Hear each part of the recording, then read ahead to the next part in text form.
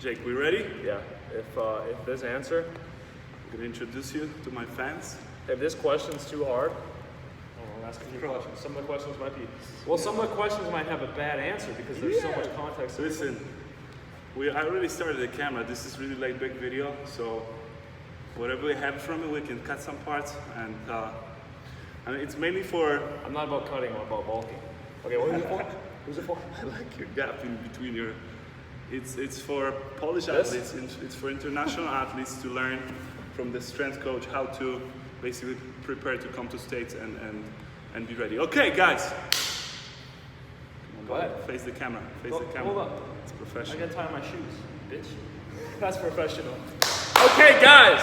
All right, guys. I'm here with Jake Tura, originally from Finland, born and raised in Wisconsin. I'm not from Finland. He's Finnish. He's Finnish. So he's a Division I strength coach. Jake, my first question is,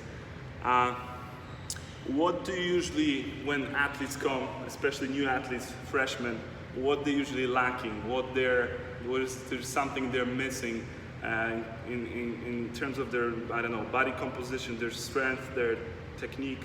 What usually are high school athletes coming to compete in college sports missing? Well, first, I talk to them.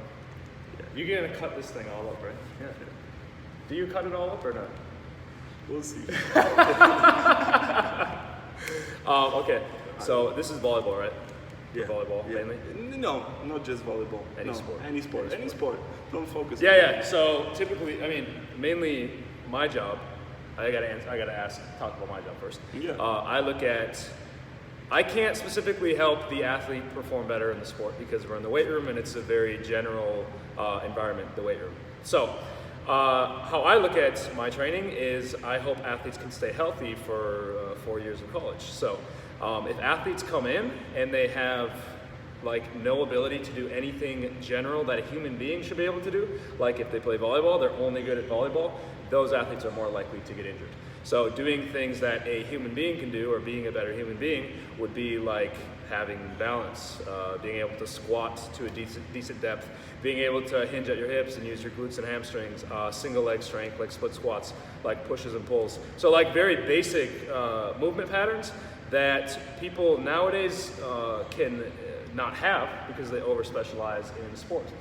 So if you're a young kid and you're just playing the same exact sport for your entire life, that is probably not good for your body because of overuse injuries and general coordination and basically just being a human being. So you should be able to swing on monkey bars and play tag and do all of these fun things. And I think those are things that keep you healthy. So ultimately, if you want to be the best athlete you can be, you need to stay healthy. And if you come to a college or whatever level and you have a strength and conditioning coach, they usually train you in these very general movement patterns. Right. So if you can have a base of that going in, or in reality, just play a bunch of sports when you're a kid, so you get better at being a human being. Right. Me at least, before coming to States and play in college volleyball, I always would hear America is all about the strength, all about the weight room. You're gonna work hard, you're gonna gain muscle, and we don't pay as much attention to it in Europe.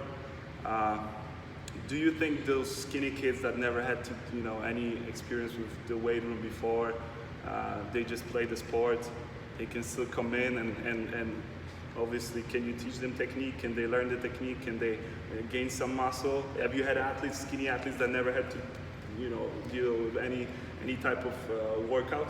Strength? Yeah. And that's, it's very easy. The weight room stuff is very easy to learn for anyone. You just really need, a lot of times you need a coach because personally I just did training myself and I didn't know what I was doing for 3 years and I made my own mistakes. But if you have a coach, they can teach you that. But I think in Europe, a lot of what I've heard from my friends overseas is that there's not a lot of strength conditioning. The sports are a lot less physically demanding, like basketball, for example. It could be more finesse than you come here and it's a very physical sport. So it could depend on the athlete because you could succeed at your sport by playing non-physical play. I know a lot of basketball players who are not physically gifted athletes or are very fast or very explosive, yet they can succeed. I think because they're so good at the tactics and technique of the sport. And then you can add in the physical stuff, sure, get stronger, sure, get bigger, jump higher, be more explosive. But in reality, take your style of play, whether that is a physical style, a very tactical style, hopefully both, and try to stay healthy. And that's what the weight room is here for, is for the health aspect. Health aspect, right? It's not just building the muscle and looking big, right? Yeah. Well, that can help. That can help the confidence. Right? Some athletes want to look that way, so that can be another benefit, right? Yeah. Athletes go out on weekends too, right? So You got to look big. okay. So my next question actually was gonna be, you said it's not just about heavyweights. I mean, I noticed how I became slower just by all I did in the weight room is come in, put some weight on, and just push, you know. How would you compare those workouts, the slow movements, squatting slow, to actually some explosive workouts where you don't necessarily put a heavy weight on? It's more, I don't know, jumping on the boxes or ISO. What are the benefits of both, and how would you compare those? Because I still see a lot of athletes, they think they're gonna get stronger, gonna jump higher, but it's not just about squatting heavy, right, or benching heavy, especially those like jumpy sport like basketball, volleyball. Yeah. What do you think? Yeah, so you have to look at your playing load. Like if you are playing hours of basketball or volleyball, soccer, if you're playing hours of this sport every single week, it is very explosive and fast, like movements. Like, do you need to come and do more? This is the injury thing. If you come and do more, you might be more prone to get injured. So that's where the slow motions can come in. And actually, everyone has a different experience. Your experience was you lifted heavy and you felt slower. There are a lot of athletes that I've trained who never lifted. They lift super heavy and they get faster. They get more explosive. So it depends on the person. But in reality, if you look at just the act of moving very fast, say a high box jump or a fast sprint, something like a muscle and a tendon, they're connected. Muscle, tendon on both ends. The tendon gets very stiff from the fast motions. Right. Stiffness is like a good thing. It can be a good thing because it makes you perform very well. So if you want to perform better, do all the fast stuff. But the issue is if the tendon gets very stiff, the muscle can be very weak. So a stiff tendon is they're pulling on a weak muscle and the muscle can tear. You can have muscle tears. So how do you strengthen the muscle? You come in the weight room and you do slow motions. Like lifting heavy is very slow and it makes your muscle stronger. And then it kind of decreases the stiffness of the tendon. So heavy training can, depending on your level, can decrease your fast performance, but it keeps you healthier. You know? So if you come in and you get stronger and you do the slow motions, it's like I'm saying about the human being aspect, like you want to be a better general human being with movements. If all you do is move fast, why don't you come and move slow sometimes? Why don't you come and do some iso holds? Like kind of balance it out, because you're meant to do all that stuff. Like I don't think a human being is meant to only play volleyball and that's the only motion they do. I think we're also meant to, like walk for miles every day and walk on hills and crawl and do all this, like just general movements. So giving a variation, like, but the heavy lifting, like for most athletes, if you want to like perform, if you want to jump higher or sprint faster, and you're just like weak as a kitten, they say, you're weak as a kitten, like you're kind of spinning your wheels by just training fast over and over. Because if you get stronger, it raises your ceiling for a lot of other things. So the strength thing can help performance at the same time. Just depends on the case within the athlete. But I would say a lot of the people in Europe, what I've heard is that they never lift, they're weaker people. So simply getting stronger will probably increase their performance. Okay, perfect. You probably get those thousands of questions, especially young athletes. I'm talking about volleyball, basketball, they all want to jump higher. What's your top 3 recommendations for athletes that want to jump higher? You know, obviously in volleyball, it's a huge thing. The higher you jump, usually the easier it is to play volleyball. So just for those athletes out there in Europe or in the States, whatever that video goes, 3 things, you would recommend for athletes to increase their vertical. The first is practice jumping in the way that you do it in sport and do it at 100%. Like that's the best way to get better at jumping, is to jump in the way that you play your sport. But if you're jumping at like 60% intensity, you're not going to jump any higher. You have to jump 100%, and take enough rest. So you first of all, like let's say dunking a basketball. You have to practice dunking a basketball. That's the first thing that has to be set, like before anything else. So the specific skill, it has to be very specific. And most people, if you just say that to them, they can jump out of the gym. Like with time, they just continue getting better and better and better, and they keep jumping higher and higher. That is some people.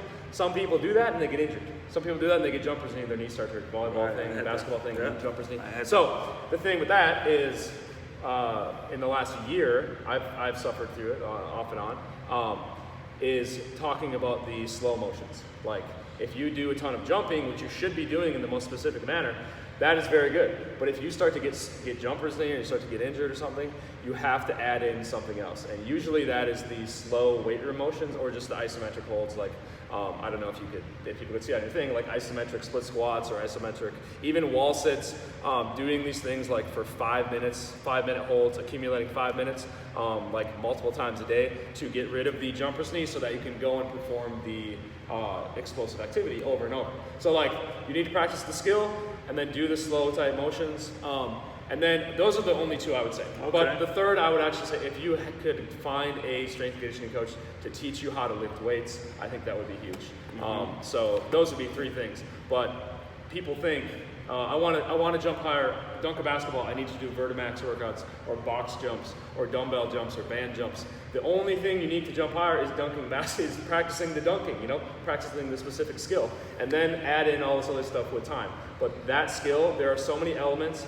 Let's say dunking a basketball. Let's just say dunking a basketball. There are so many elements to dunking a basketball you cannot simulate in the weight room. I saw you breaking down the video of dunking the ball, man. I would never even think that you can think about some triangles or their feet. I thought it was just jumping. So, back in the days, old days in Poland and Russia, people would just wrap stones around their feet and just run up the mountain. They thought they could jump higher, so you don't recommend any extra weight on your feet or legs and then jumping with the extra weight.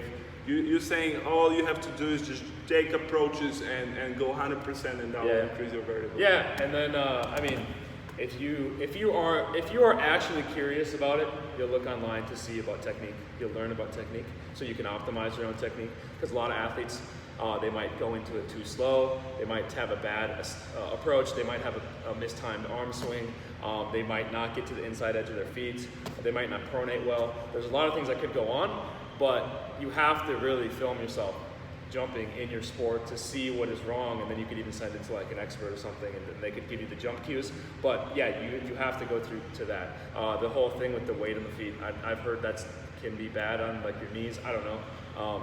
But yeah, these are just things people make up. Like it came out of nowhere. Why do you think you need to do this stuff? The only thing you need to do is a specific activity, and then add in things with time. But that needs to be there in the first place. And then the more often you can practice that, which means your limitation to practicing the specific skill is how you feel, is how healthy you feel. And if you feel injured and you're not healthy, you cannot practice it anymore. So that's where the ISO holds and the slow type stuff comes in. You see, it's a great point because I think coming to college, you're still in that high school mindset. How old are you? 17, 18. A lot of athletes don't even think about being healthy. It's more about, I'm going to gain some muscle, I'm going to play college sports now, I want to look cool, I want to gain some muscle. But at the end of the day, your job, you just told me, I think a couple of times, is to keep the athletes healthy, correct? Yes, and it's not a fun thing though. It's not cool to say, let's stay healthy. It's cool to say, let's jump 40 inches. Let's dunk basketballs, but ultimately if you're not, but at the same time, there are freak accidents, freak injuries that happen. You can't control anything. But ultimately, the stronger, the muscle, the healthier the muscle tendon unit is, the stronger your bones, your ligaments, all of this stuff, which the weight room definitely helps. And then the more you can manage your fatigue, I think the healthier you can stay. And the people who stay the healthiest are the ones who get to the highest level of sport, because you don't not get any better sitting on the bench. Yeah. One last question. What you think, I'm not sure if you're really into it, but what you think about Olympic weightlifting, like snatches, all Olympic weightlifting, like drills, do you think that's at least in the school I worked, it was huge. That's all the athletes would do, snatches. What else is there? Cleans.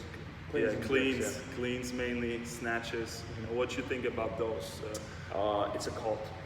You Yeah. don't need to do it. If you enjoy it, go ahead and do it. If your strength coach teaches it, go ahead and do it. But I like to do things. I like to do things either very slow or very fast, and that's kind of in the middle because they're like not that fast and not that slow, and it's like kind of like what is it? You know, like if it's slow, it's for health and muscle strength. If it's fast, it's for tendon stiffness and performance.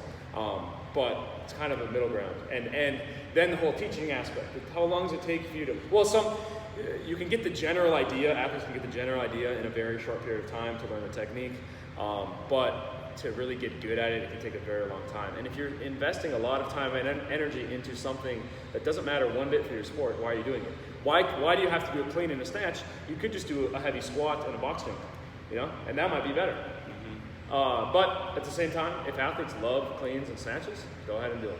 You know, I'm not going to take that away. So I guess there's no one way to get athletes, you know, there's no one way to get athletes in the best shape possible. Everyone has different visions, like coaching, right? Everyone has a little different vision, and there's not a one right one.